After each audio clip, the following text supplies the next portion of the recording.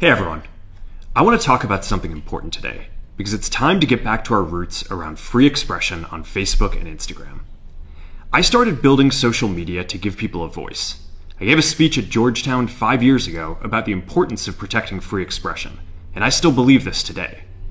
But a lot has happened over the last several years. There's been widespread debate about potential harms from online content. Governments and legacy media have pushed to censor more and more. A lot of this is clearly political, but there's also a lot of legitimately bad stuff out there. Drugs, terrorism, child exploitation. These are things that we take very seriously, and I want to make sure that we handle responsibly. So we built a lot of complex systems to moderate content.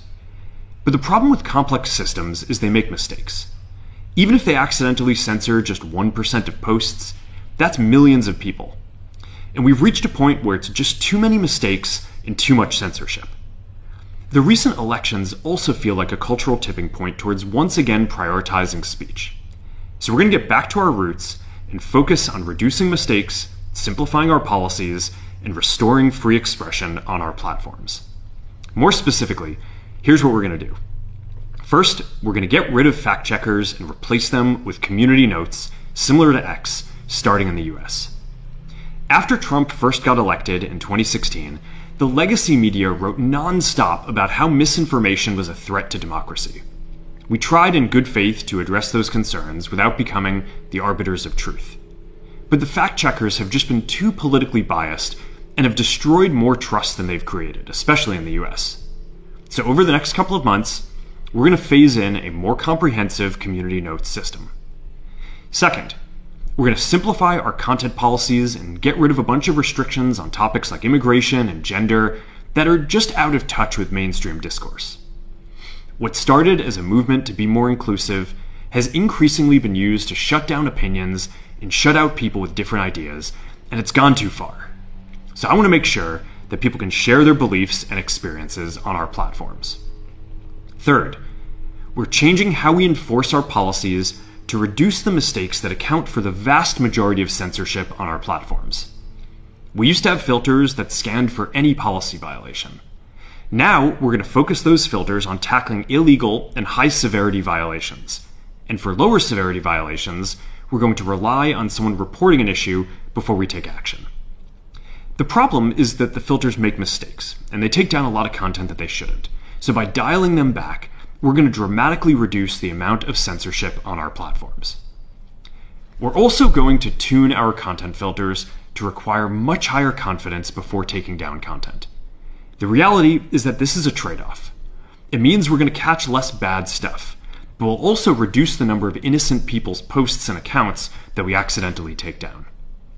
Fourth, we're bringing back civic content.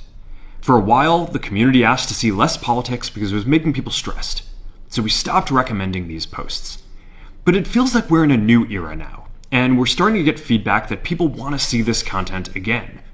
So we're going to start phasing this back into Facebook, Instagram, and Threads while working to keep the communities friendly and positive.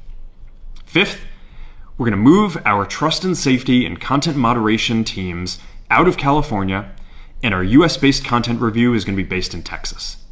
As we work to promote free expression, I think that it will help us build trust to do this work in places where there is less concern about the bias of our teams.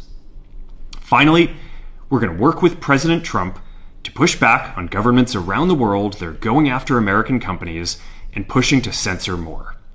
The US has the strongest constitutional protections for free expression in the world. Europe has an ever-increasing number of laws institutionalizing censorship and making it difficult to build anything innovative there. Latin American countries have secret courts that can order companies to quietly take things down. China has censored our apps from even working in the country.